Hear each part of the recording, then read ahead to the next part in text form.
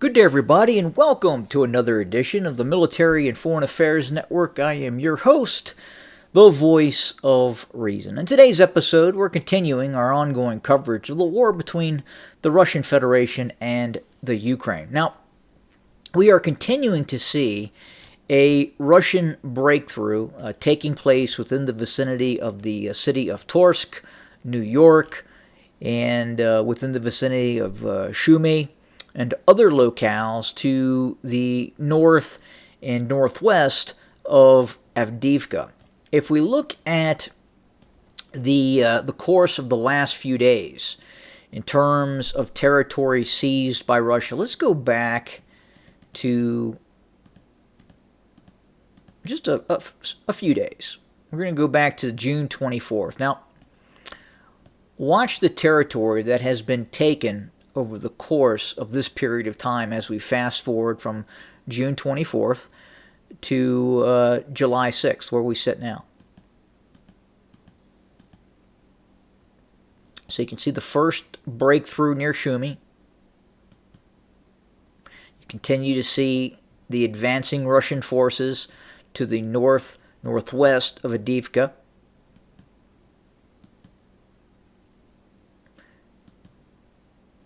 The breakthrough to the south of New York, the seizure of this area, and again, over the few days as we're continuing to watch this, you can see the amount of territory that's being taken. It's very slow, very methodical, but nonetheless, the Russians continue to advance. Now, I want to also talk about a Western weapon system that is making a name for itself in this ongoing war. Now, the Russians have destroyed this weapon system that I'm about to talk about.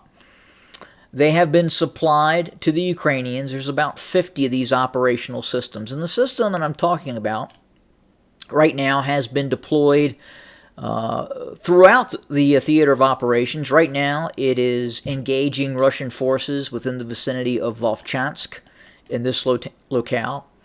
And the system that I'm talking about is the CV-90, the Swedish Armored Infantry Fighting Vehicle. Now, what makes this system so good? Why do the Ukrainians very much like this system? In fact, the United States reviewed this system to replace or possibly replace the Bradley Armored Infantry Fighting Vehicle. I can tell you it has more armor. The crew protection is higher than what is on a Bradley. I have had the opportunity to talk to crew members of the CV-90. The thermal imaging site, the TIS, on the CV-90 is superior than what you would see on the Bradley infantry fighting vehicle. Compounding that, the 40mm main gun on the CV-90 is much more powerful than the 25mm autocannon on the Bradley. The Ukrainians are able to use these systems at some distance. They are able to engage Russian forces, Russian armored infantry fighting vehicles, BMP-1s, BMP-2s, BMP-3s, BTR-82s. There have been even documented reports of the CV-90 engaging Russian main battle tanks. The 40mm autocannon on the CV-90, the Combat Vehicle 90, when using sabos or armor-piercing, fin-stabilized discarding sabos, are effective at penetrating the side aspect near the hull, the lower hull, of T-72s, T-80s, T-90s. Now, obviously, the T-90, the T-72 Bravo 3, a frontal strike would not result in the penetration of said vehicles. But these vehicles, this 40 millimeter autocannon, can destroy anything on the battlefield that the Russians are currently using in terms of vehicles, with the exception of direct frontal impact shots on main battle tanks. Even the striking of optics and other systems would mission kill some Russian main battle tanks as well. In this case, you can see a CV-90 that was struck by possibly an anti-tank guided weapon or an RPG to the frontal aspect, and the crew has survived. In fact, we have no documented report as of yet of any Ukrainian crew member being killed in a CV-90 vehicle. These are very popular armored vehicles, and obviously that is one reason why the United States was taking a very, very hard look at adopting these systems into the U.S. armed forces. Now, what does the Russians use that would compare to the CV-90? Well, that would be the BMP-3. Now, I will say that this system has more firepower. It has a 100 millimeter main gun with an additional 30 millimeter main gun right there beside the coaxial of the 100 millimeter. Now, this system can also fire anti-tank guided weapon systems as well. Most of the CV-90s that are being used, to our understanding, are not equipped with anti-tank guided weapon systems. There has been discussions that the new variants will be equipped possibly with either javelins or Israeli anti-tank guided weapon systems. And again, that would make these systems even more effective. Here's another shot of the Russian BMP-3.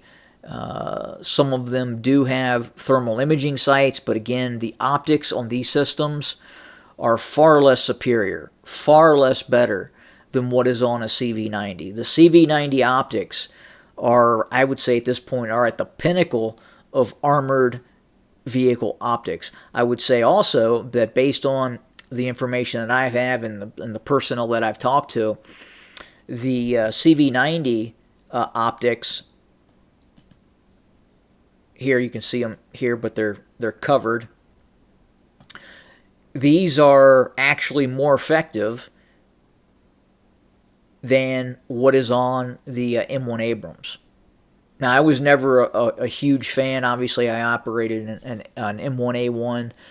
Was never a huge fan of the optics. I actually believed that, surprisingly enough, the optics, the thermal imaging sight on a M60A3 were in some cases better than what was on an M1A1.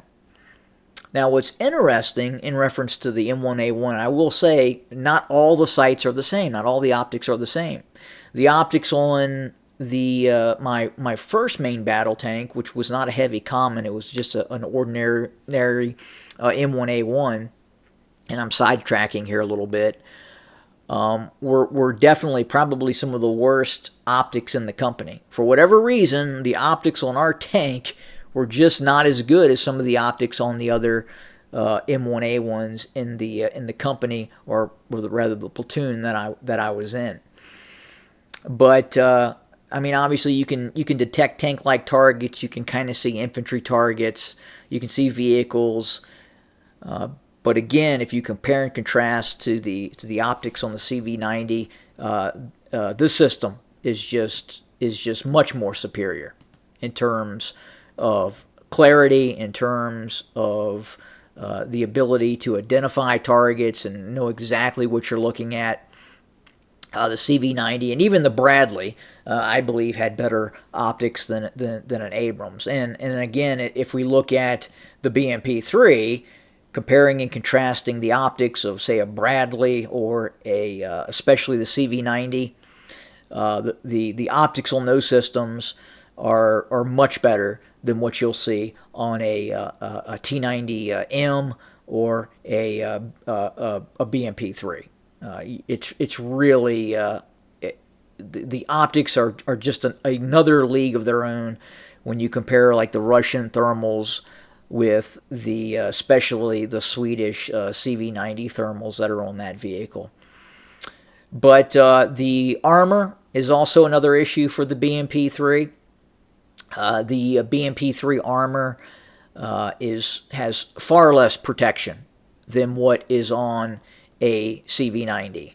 I would imagine that this CV-90, that whatever hit this vehicle, if it had hit a BMP-3 in the same part of the turret, it would have probably resulted in the death of the occupants of the turret. Now, would it have killed the people in the hall, the driver, possibly personnel in the compartment where the infantry are housed?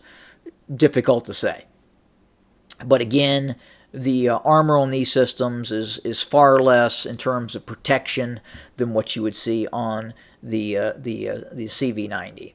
So again, these are very good systems that are very, very well liked by the Ukrainians. Obviously, the Ukrainians have given a lot of input on the varying types of armored vehicles. I can tell you, for instance, the Leopard 1 is not a popular vehicle. Some of those French armored vehicles, wheeled armored reconnaissance vehicles that have been handed over to the Ukrainians, those are not very popular systems.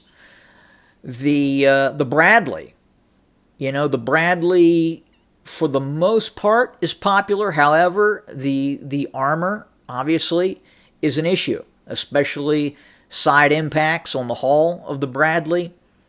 Problematic, very, very problematic. The armor on these CV-90s are of higher quality and give better all-around protection, especially the frontal aspect on the turret in the front of the hull on these CV-90s. But again, the real game changer for the CV-90 is this 40 millimeter autocannon and these really good high-end optics, thermal imaging sights that the CV-90 possesses. So, will the United States reevaluate whether it will adopt or possibly look at adopting maybe the CV-90 for armored cavalry usage, or maybe it gets a different look, possibly?